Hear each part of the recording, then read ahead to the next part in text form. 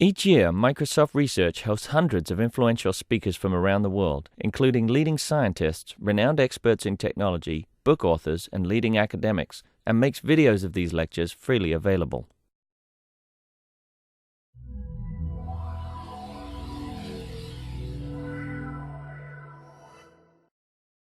Okay, so you all have excellent eyes. That's very good. Then I will announce the first speaker, who's David Cole from the University of Marseille, and he will speak on endomorphisms, isogeny graphs, and moduli. Okay, thank you, Peter, and thanks for the organizers for inviting me here. So this is really a story of the history of my thesis. I was asked not to speak about any current research, but about something that I wrote 14 years ago, and other people have done more with than me in subsequent time. So my so a bit of history. My thesis, it was published in 1966. 1996. Yeah. That was yesterday. Yeah. The context was, well, first of all, Shkov's thesis, or Shkov's algorithm, which, sorry, let me get the pen in the right direction to make it more legible, which we saw at least appeared in 1985, but more directly making it interesting was the work of Elkes around 1991, Adkin around the same early 1990s. There was an interplay between the two. I mean, I'm not meaning to distinguish them. And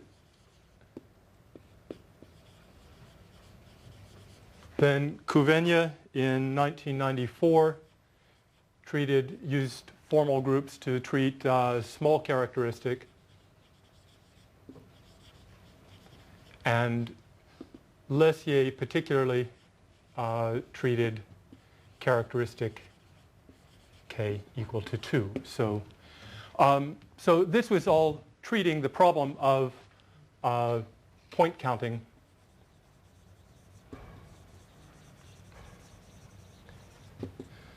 on an elliptic curve over k, which is defined over a finite field. Okay, so with that in mind, I was trying to follow all of these new developments and well, thinking what I could possibly do or say about the subject, and the best answer I could come up was it was better to avoid it because there was way too much activity. Probably by the time I could say anything about the problem, there would be, well, there were subsequent results. Also, this is a polynomial time algorithm. There's a cryptographic motivation. It was just happening very fast. So, so let me just, so the endomorphism ring, though,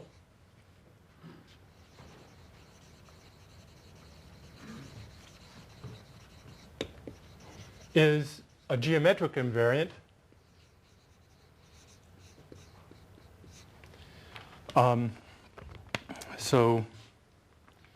which contains, with a large index, well, with a finite index in the case of an ordinary elliptic curve, a ring which is isomorphic to zx modulo x squared minus tx plus q. So the problem of determining the number of points is the problem of determining an abstract subring of the endomorphism ring.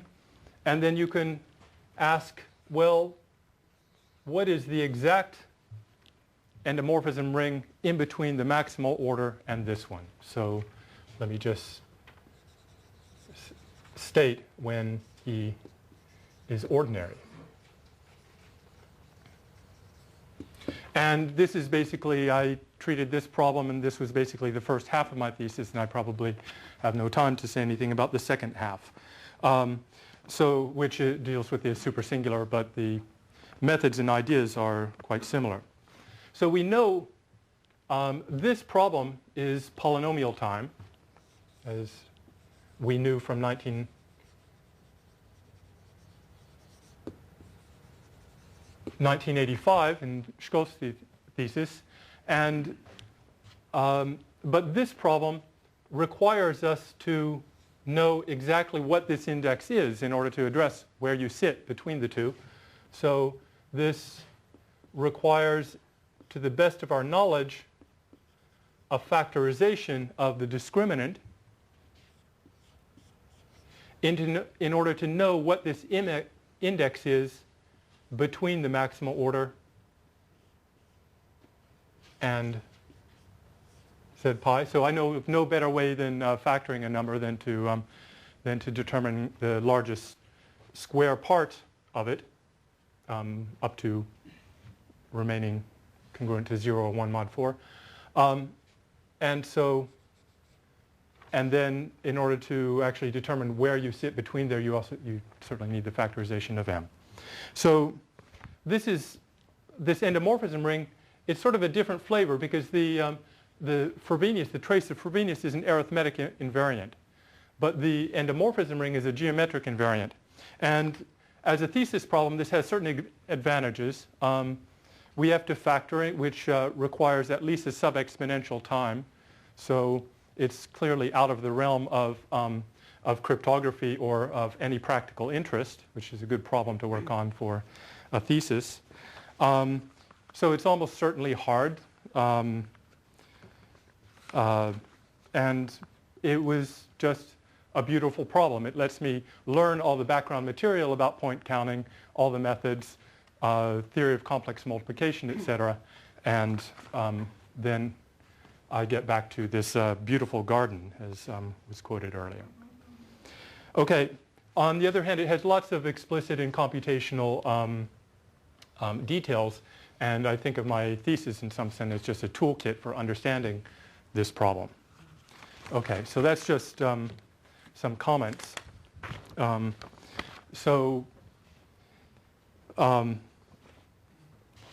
To specify an elliptic curve for computational reasons,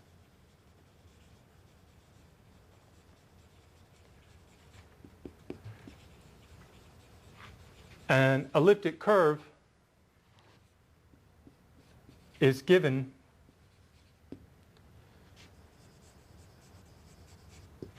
by, well, what is an elliptic curve? Well, I hope I don't have to define it on day 2 of a conference, but it's a genus on elliptic curves.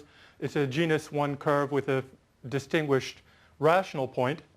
But in order to specify it, normally you can give an affine curve determining E.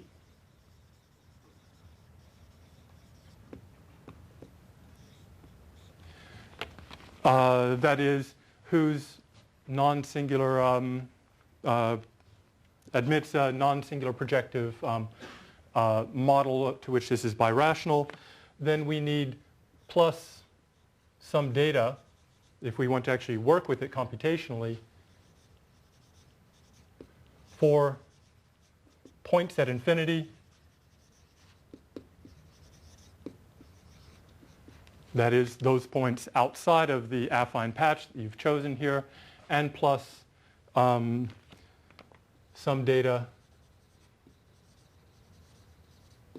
for resolution of singularities, if you have any. Okay, well, the second possible approach is a projective non-singular model. And I'm going to take E inside of P to R some iota to denote the embedding. And I'm going to assume plus some additional nice properties.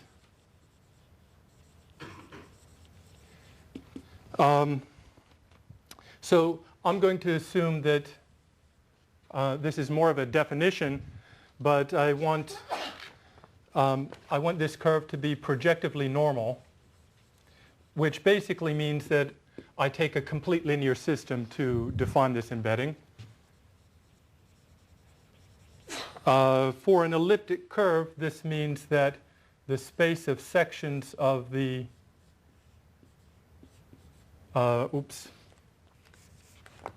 gamma PR OPR1. Well, what is this? This is basically the vector space spanned by the coordinate functions surjects on the space of sections of the line bundle determined here, where L is the pullback of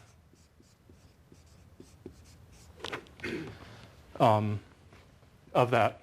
So here we have an embedding, and we basically, the idea is that we want to reduce questions about this curve to questions about sections of global sheaves. So I'll give an example of where this is and isn't satisfied in a moment. And we also want a property which is, we want this L to be symmetric. There are actually some pathological embeddings that you could define. You could write one even for degree 3, an embedding in P2, where -1 is nonlinear on the action on the elliptic curve. So we want certainly -1 to be projective linear automorphism. The definition of being symmetric is that the pullback by -1 is isomorphic to L, and I'm actually using the first hypothesis, that is that this pullback means that you induce an automorphism of this, and this is surjective on the space of coordinate functions, so just a linear change of variable of the coordinate functions gives me such a thing. So what sort of divisors can we use to embed? Let me write down just a lemma. Every line bundle on an elliptic curve is isomorphic to the line bundle defined by a divisor d minus 1 times the distinguished point at infinity plus some other point. Okay, I'm going to put parentheses around the point to indicate that it's this is a divisor and that's not a sum on the curve.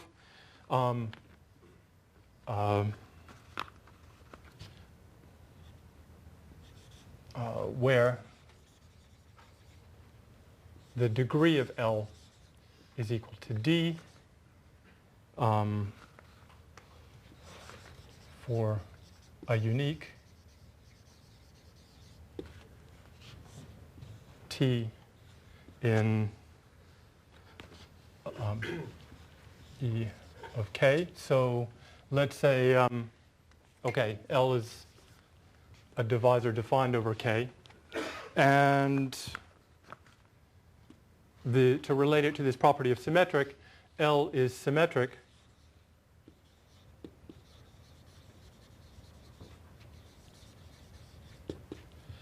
if and only if that T is in fact a two-torsion point.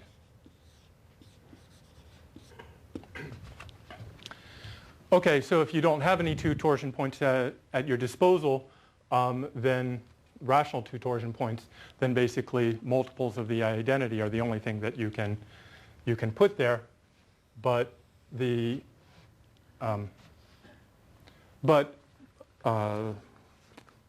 you could also have 2 times O plus a two-torsion point, if you like. So O is also part of the data, right? Yes. So yes. So the elliptic curve has an O. So in any of these models, we need whether it's projective or affine plus O, which is inside of the set of rational points, which might be, okay, E is the projective non-singular curve. Okay. Okay, so let me write down one other statement here, just that if L is equal to L of D, and that D is of the form summation pi. So in particular effective, then T is the sum of the pi on E. These points now may be in an extension. And examples, well, that's just a comment. And the Weierstrass equation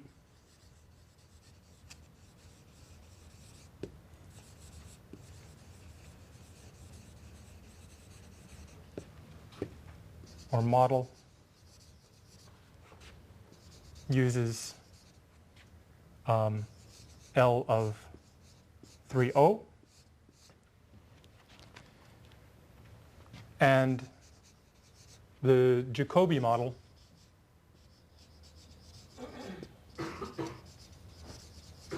L of 4O. So I'm going to give some examples to indicate where, well, where I would think about my thesis differently if I were looking at the current range of models that that are becoming popular in cryptography. And another example, these two models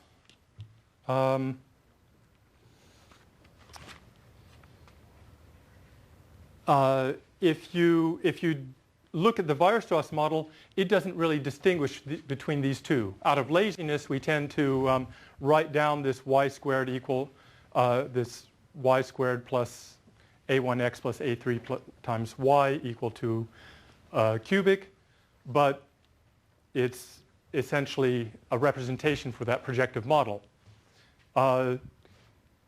Similarly, if we look at the intersection of two quadratics in P3, well, or in A3, it's the inclusion of A3 and P3 gives me this model. So another example is that of Edwards, and I will uses L isomorphic to 3O plus T, where T is two torsion. And so this is actually a different beast from that. So let me write down the twisted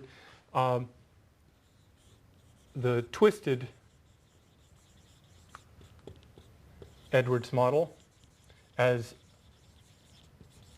I define it. Well, I write it. Well, first of all, the affine model is the following.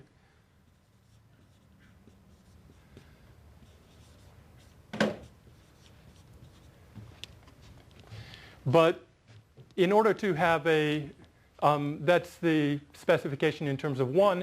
To give the correct specification in terms of a projective normal model, we need we need to embed it in P3, not P2. So let me explain that.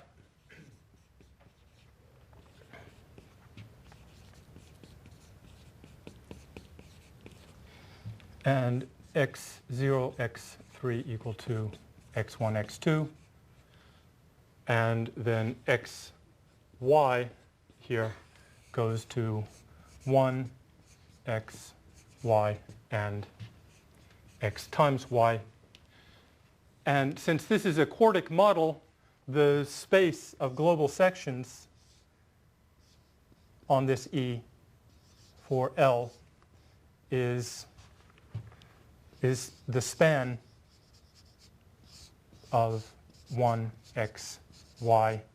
And these two have independent degree 2 divisor poles at infinity with no common points. So the Riemann-Roch space is spanned by 1, x, y, and x times y. And we really need that in order to have nice properties of the addition law, etc., even if you, behind the scenes, are just representing it as a product x times y in your algorithms without actually writing down the third coordinate. And I'll also, just to give a relative notion, a definition of this Jacobi model is, I prefer to write it.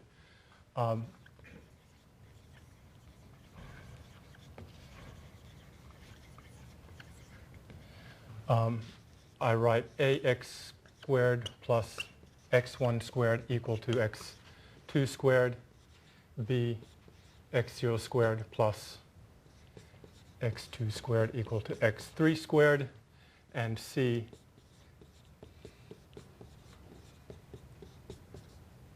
and we want the sum of this to be 0 equal to 0, which means that we have a plus b plus c equal to 0. This equation here is completely redundant, but it shows the symmetries intrinsic in this.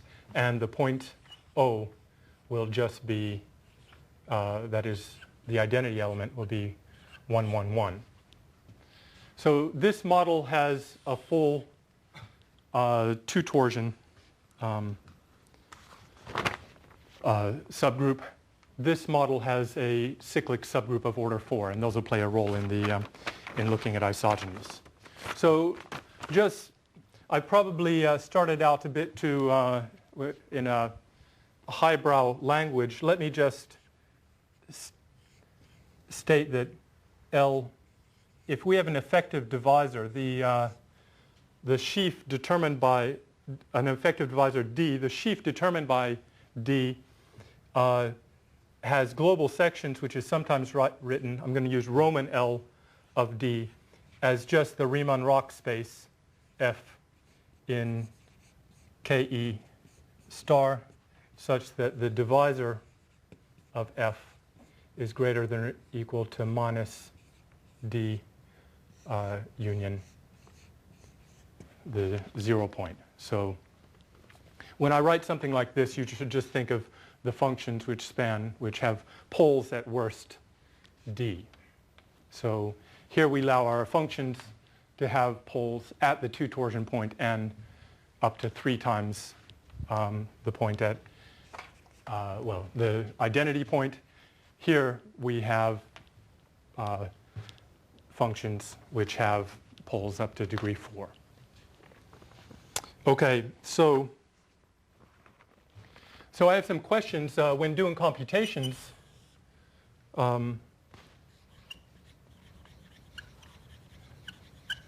Because I didn't treat these different models as soon as you start writing them down to represent particular curves. You can ask, when is an automorphism?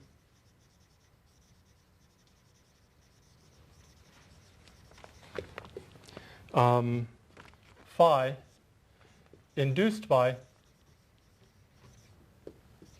I put it in parentheses because afterwards I'm just going to call it linear.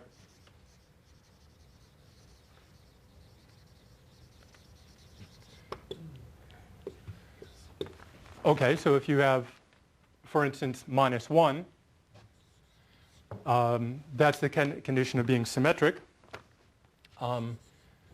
When is translation, so tau of t, linear for t in here, I'll allow t to be a point over the algebraic closure. The property of being linear is not dependent upon the base field. And third, more generally, when is an isogeny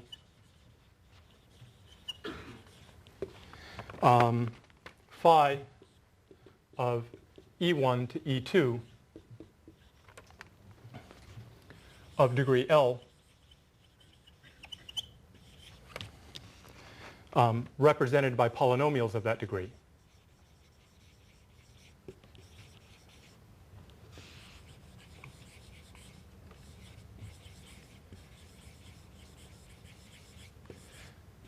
Okay, here assume, well, let's assume that we use a projective non-singular model with all of the nice properties that we can imagine. So the answers are clear if we do use a model of type 2 with the condition of being projective normal. So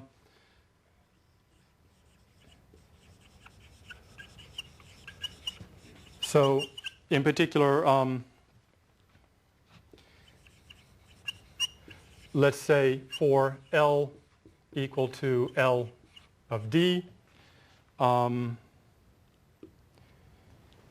so the answer to question 1, if and only if D is equivalent to the pullback of D, or equivalently, if in the language of line bundles that's an isomorphism,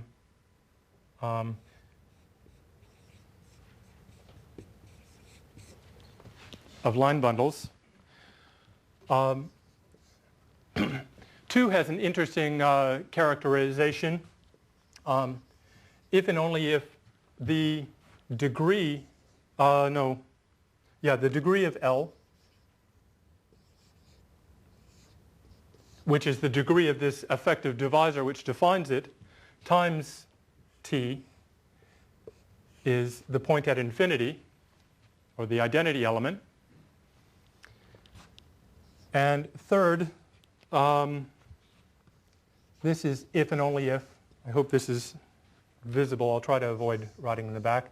But L to the power little l is isomorphic to the pullback of L. And here I should put a 1 and 2 for the respective embeddings, the line bundles defining the embeddings of E1 and E2. Okay, so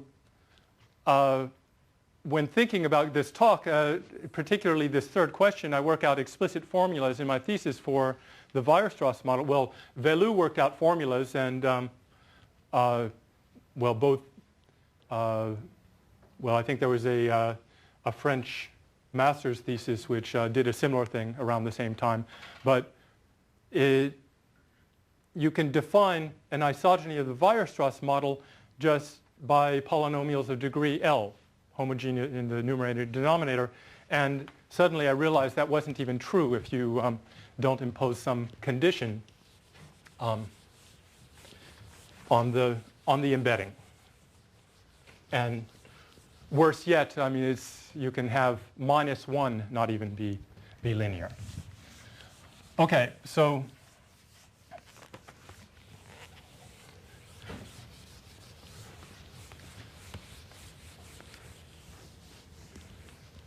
so that at least gives a clear condition what you can look for. And moreover, when we have existence of, for instance, in number 3, when we have existence of such a thing, this isomorphism is carried by a rational function which translates between L1 and L1 to the L and phi star of L. And so these polynomials are in some sense unique. So they're unique modulo the defining ideal. Okay. Well, so let me just write that down. Uniqueness comes from a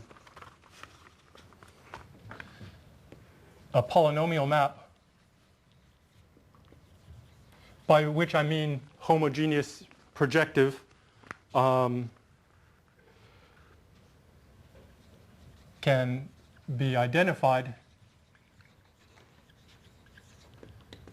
with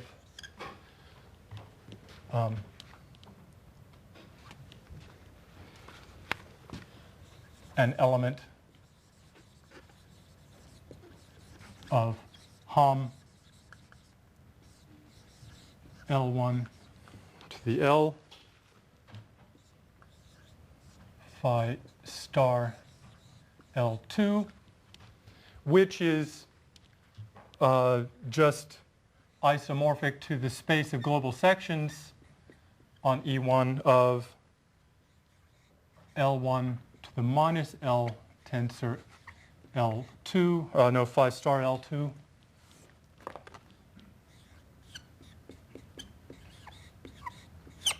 And this is isomorphic to either k times some function, or it's just 0.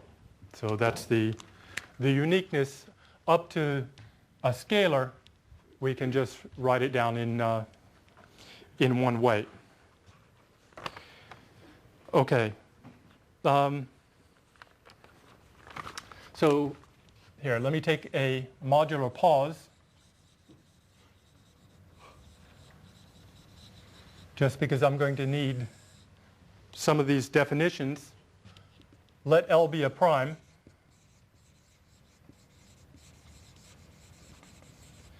And consider the modular curve x of L. Well, I need to find it, give a rough or intuitive definition of these. So for a given elliptic curve, its isomorphism class, so I'll denote it by bracket E, is basically determined by a J invariant.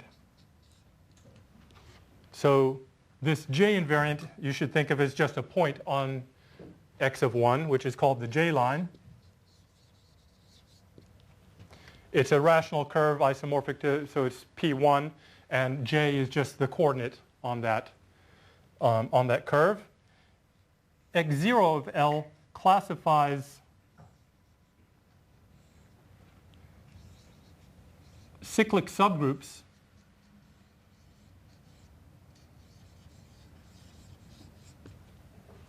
of order L.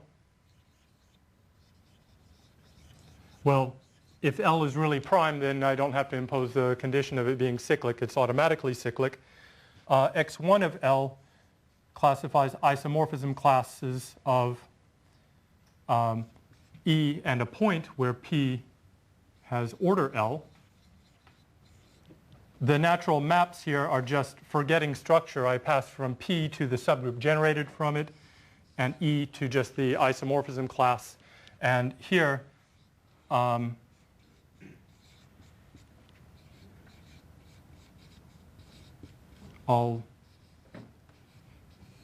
probably a better way to describe it, but intuitively it's a basis for the full l-torsion such that the V pairing is equal to a fixed value, and then we can throw away the Q to get down here. So this is parameterized by, this classifies lines in the l-torsion. So this is, so the lines are here. The relative extension here chooses some generator for the subgroup. So here we have Z modulo LZ star, and for technical reasons we quotient out by plus or minus 1 because E comma P is isomorphic to E comma minus P. So we can't distinguish P and its inverse. And then finally we take, this is an additive extension here, generating that. So the isogeny graphs that I will be looking at will rely heavily on this. Okay, so let me now do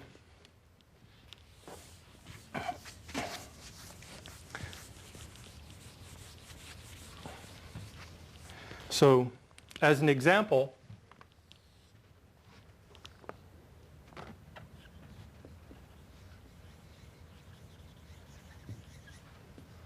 of two isogeny graphs,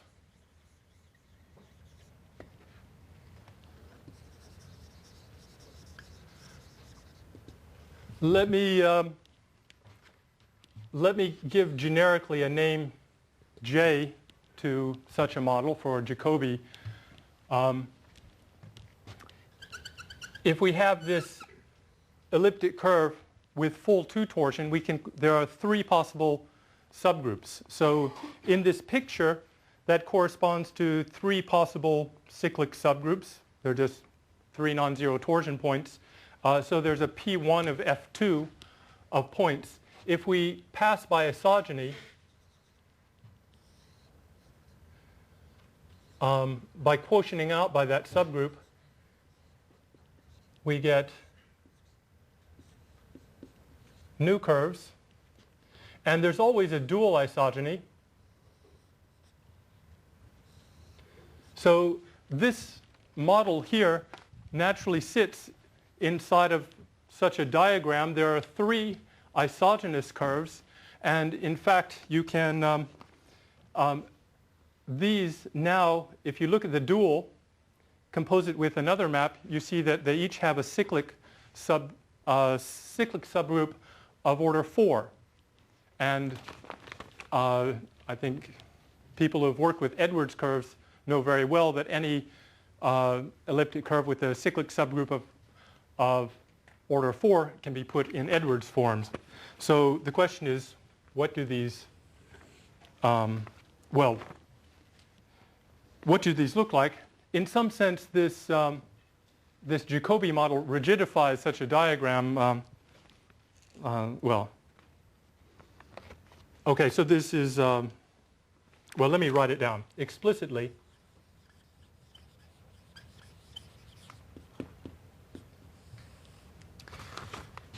the Jacobi model, A, B, C, I'll take one particular one, is isogynous to an Edwards model with C and minus A, taking x0, x1, x2, x3, 2. Well, before I do this, let's look at my questions. What degree do I expect for the defining polynomials going from this curve to an Edwards model with, well, my A and D here are now C and minus A. So my question here was, when is a degree L, degree 2 isogeny represented by polynomials of degree 2? Well, if and only if this is satisfied. But in fact, if you take the square of either of these divisors, this divisor or the other one, you actually get L of 8 times, it's isomorphic to L of 8 times O. And similarly, if you check pulling back the line bundle on the Edwards curves, give you something L isomorphic to L times 8 times O. So indeed, we get degree 2 maps, and here they are.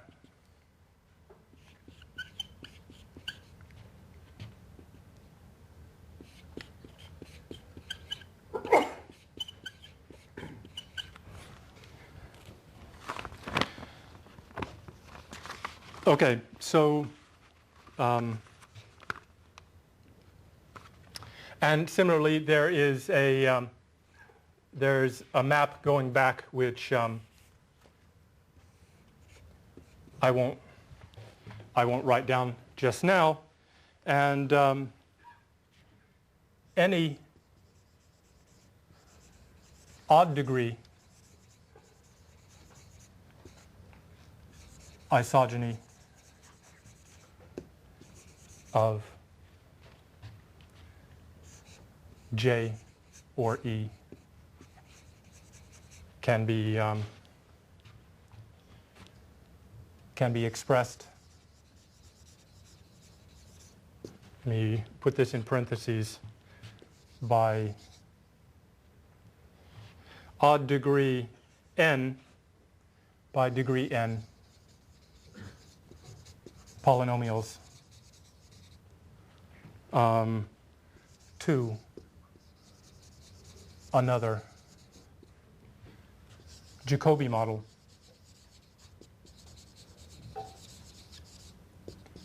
or Edwards model. And here I should include twisted, because we don't necessarily have a rational four-torsion point. So perhaps the more interesting thing is there is no linear isomorphism, even over k bar, between a curve in Jacobi or Edwards model, because the divisors are not linearly equivalent, so we get no such isomorphism. Okay, so one of the themes of my thesis was explicit isogenies. And by that term, there are sort of two interpretations or topics that could be treated. For a Weierstrass model, E with the x function to P1, so I call this the Kummer curve. A Kummer variety is a quotient of an abelian variety by a finite automorphism group, and a finite k-rational subgroup G can be defined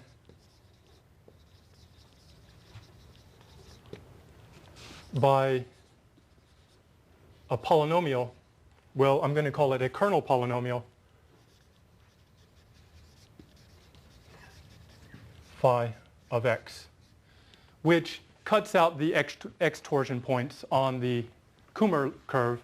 But since this curve, P1, is just equal to the quotient of E by plus or minus 1, and the subgroup G is defined by, is invariant under plus or minus 1, then it suffices, the kernel G is just the pullback of such a polynomial. So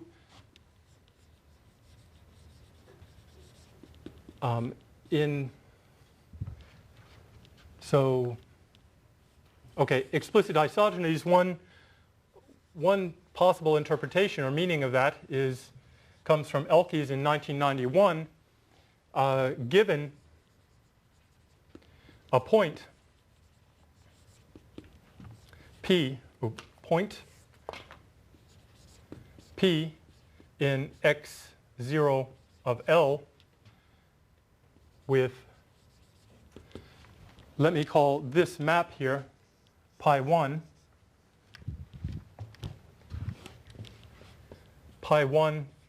of P equal to, well, I'll just say the J invariant, so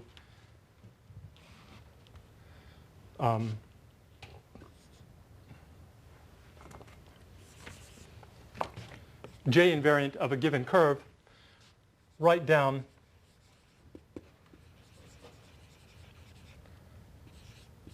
the associated kernel polynomial. So this was one of the crucial steps in the Schofield-Elkes-Atkin construction. And then the second one is Vellou's formula, which is much older. As input here, we have G enumerated as a set of points. And then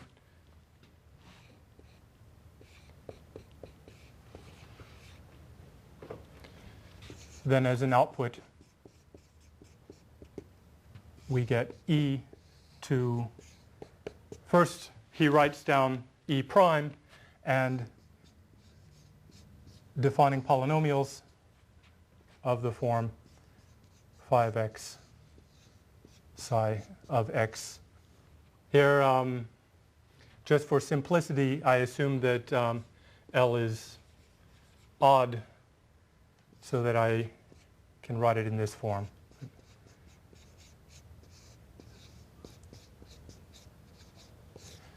Well, so a challenge question for you is, and I think there are some graduate students already thinking about this, is what is the similar form and structure for these two algorithms in higher genus? So Velou expressed this in terms of what is essentially a gamma 1 structure in my thesis and in a paper of Lessier and Morin. We worked out exactly this formulation, how to write in terms of input psi, the form for the isogeny. But they attributed it to a master's or Galois thesis. Okay, so exercise. Find such formulas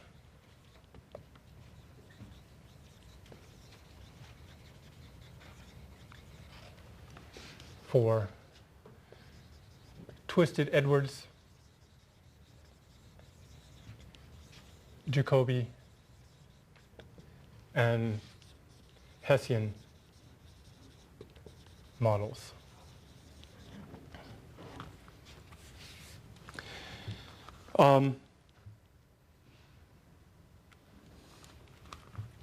So for each of these,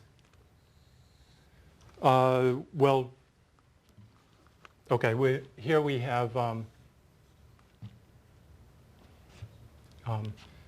P. We would need as input P in the modular curve X of gamma 0, 4 intersect gamma 0, L. Here I assume L2 is equal to 1. In the first case, in the second case of Jacobi models, the input for Elke's algorithm would be a point on the modular curve gamma of 2 intersect x0L. And for 3, we'd have a point in x of 3, well, gamma 0, 3. Gamma 0 L intersect gamma of 3, and for 3L equal to 1. Okay, so now let me define an isogeny graph to try to understand how you look at endomorphism rings.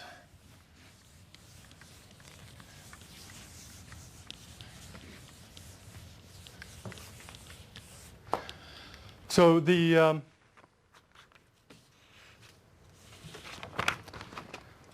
isogeny graph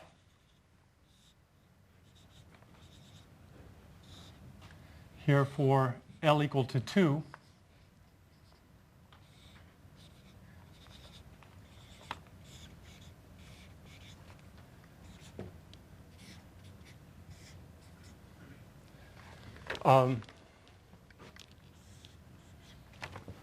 looks something like this. I'll call this the the universal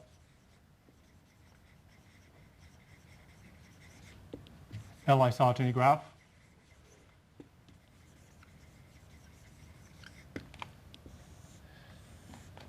And the way I define it, given an elliptic curve, so I'll call this GL or G2 lift of E.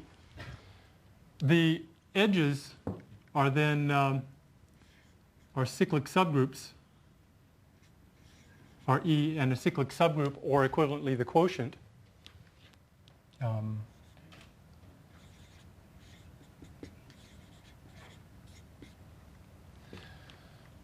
Such that Gi is isomorphic to Z mod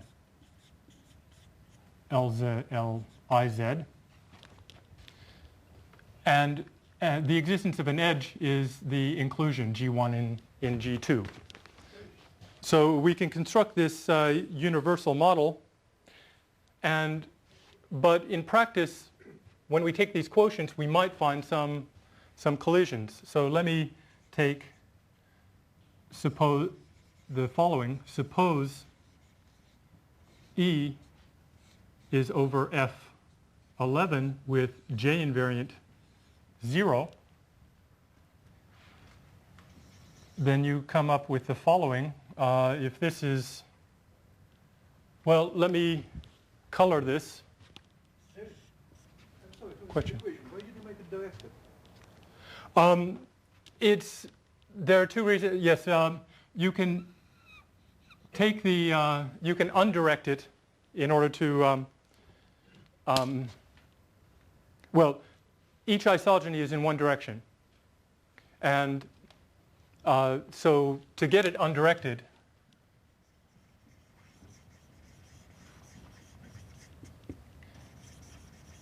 we need to take duals, which in essence is just defining every arrow to have an inverse. But the picture that I'm going to draw indicates, well, shows a certain pathology. Here the dual is unique. For every arrow there's a unique arrow, so we might as well draw it undirected.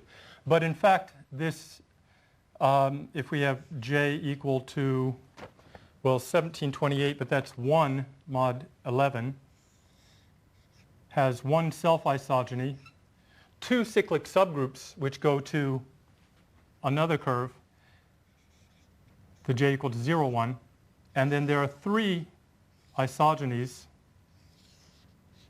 which go back to this one, and this is an example of a supersingular curve, supersingular reduction. There are only two vertices, and we get a morphism of graphs here from the universal graph to this one, associated to every triangle. So that is J invariant 0. We have three circles. One of them, the isogenies here, is to an object which is isomorphic, and then we get triangles everywhere else. So this was just an example to show that what we really want is something which is a weighted, directed, well, a multigraph, a weight 2 and a weight 3 here, weight 1. And the definition of this modular graph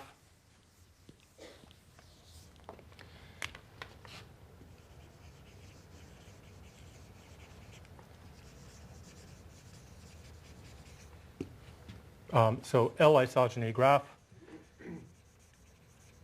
is a collection of vertices in x1 of k bar.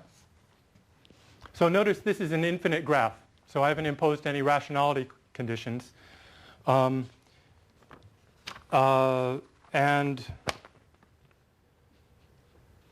the edges are points in x0L k bar, which represent isogenies there are two maps, pi 1, which was just throwing away the cyclic subgroup, pi 2, which goes to the codomain curve, and that defines the edge between the J invariant of E and the J invariant of E1. And the weight associated to a given graph. So I can define this to be one arrow, but there's a weight 2 and a weight 3 here. And those are just the ramification indices of the graph. And well, this model, especially in the light of the Jacobi, Edwards, Hessian models, it would be very natural to, instead of viewing this isogeny graph on x1, map the universal curve to some new curve over some arbitrary x0, take l-isogenies between, which are in essence commutative diagrams, and construct the associated object. So I think William spoke about something like this. The adjacency matrix of this is actually a representation for a Hecke operator. If we add a level structure, then we get a similar representation. But the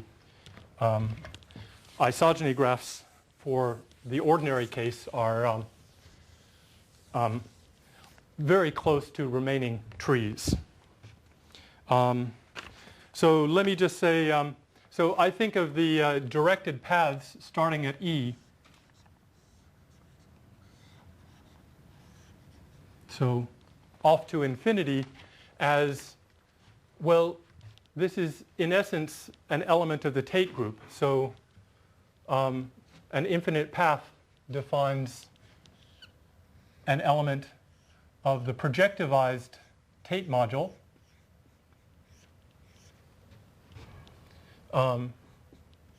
So TLE. These are cyclic subgroups. Up to isomorphism, we can quotient out by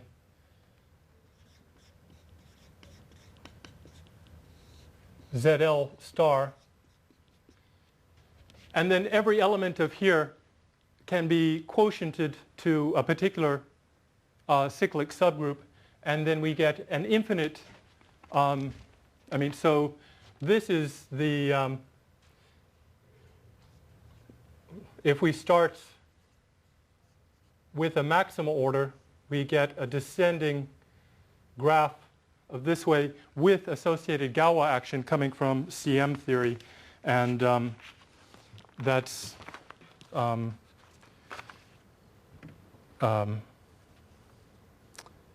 well, that's what, well, that's how I think of it. And then you get an adelic action on these, on the Tate module or on the l-torsion point, which corresponds to ring class theory. So I think I need to wrap it up. So I'm quickly going to just give the idea of the endomorphism rings of my thesis. So the local determination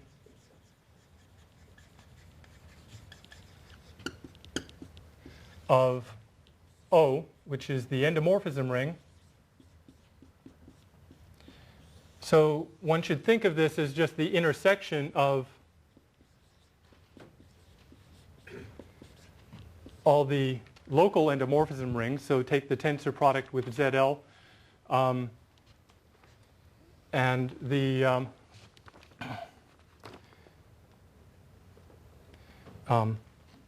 for small L dividing the index OK in Z pi,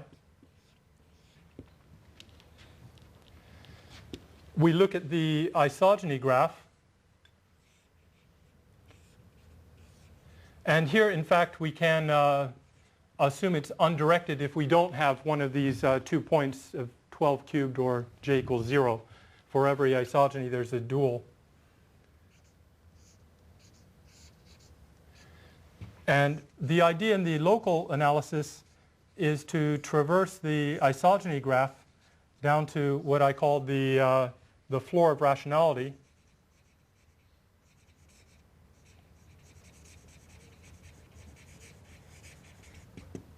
At the surface, we have the endomorphism ring of E0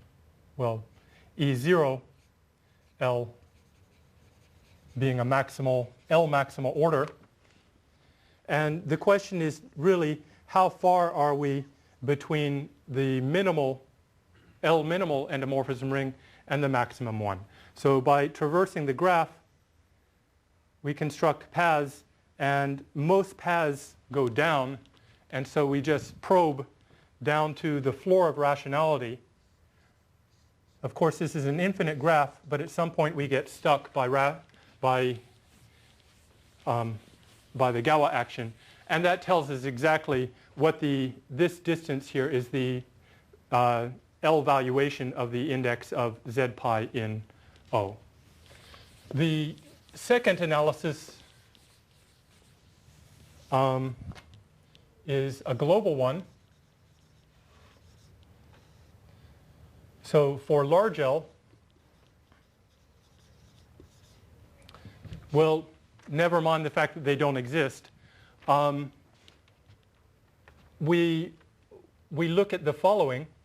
We take the class group of z pi. We hit it with E. So if we take isogenies co-prime to L, we'll end up going around in the isogeny, the endomorphism class. We, as long as we don't, so if there's no depth, we can change here within the endomorphism class. So this class group acts by CM theory, it acts by isogenies, and this is actually acting through the quotient. And we just need to measure what is the size of the orbit of hitting E by this class group inside of our x1 of k.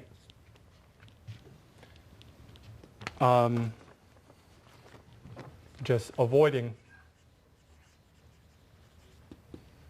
primes dividing the index. And then finally, putting these two together, we need to balance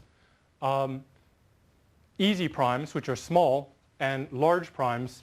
And in my thesis, I wanted a deterministic polynomial time algorithm. And for that reason, I didn't want to assume GRH or other assumptions. So the small l, the crossover point between these two methods was, I think, L around q to the 1/4. In the worst case, this index can be O of q squared, q1/2, sorry. And so, yeah, that's the index. So basically the square root of this was the cutoff point for where to balance enumeration. And see, if you, as Neil Koblitz described, if you're in the L maximal case, which you'll never get to by a random, you'll never find by random curve construction, then you'll have a tiny orbit here. In the non-maximal case, you just enumerate until you exclude the possibility of being in the maximal case. And that's how you come up with the complexity result that I had. Now, if you're willing to assume GRH and use probabilistic algorithms, the complexity analysis, it's interesting, is completely different. You have sub-exponential class group algorithms. You can find generators or relations. You can determine the kernel of this action, and they find a probabilistic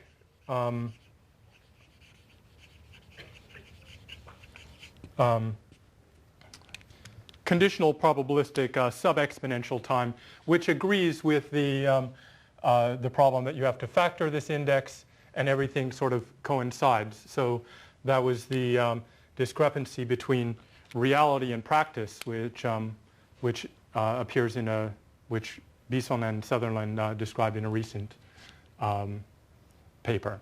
So I think I have to stop here. So the other use of these isogeny analysis, isogeny graphs, there have been a lot of, well, surprising to me who I thought this was beautiful mathematics but no practical application, especially Sutherland and Kristen Lauder has been advocating CRT methods for a while. CRT methods for class polynomials and for modular equations are phenomenally successful. And one of the things is to use a lot of dirty tricks in these graphs to rapidly classify exactly what your endomorphism ring, find precisely those at the surface. So by the surface, I took I had a aquatic or metaphor in mind, but Fouquet and Morin introduced the isogeny volcano, which is the more terrestrial one. So that's your choice what metaphor you want to use. So I'll stop here. Thank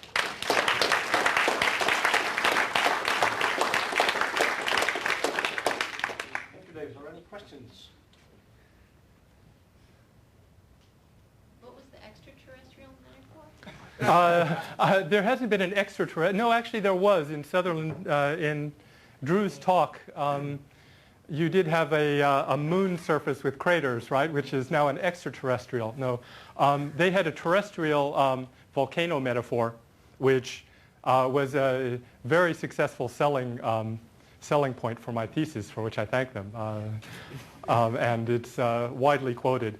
But I took an aquatic metaphor. They had a terrestrial one, and it's true that Drew has an extraterrestrial one.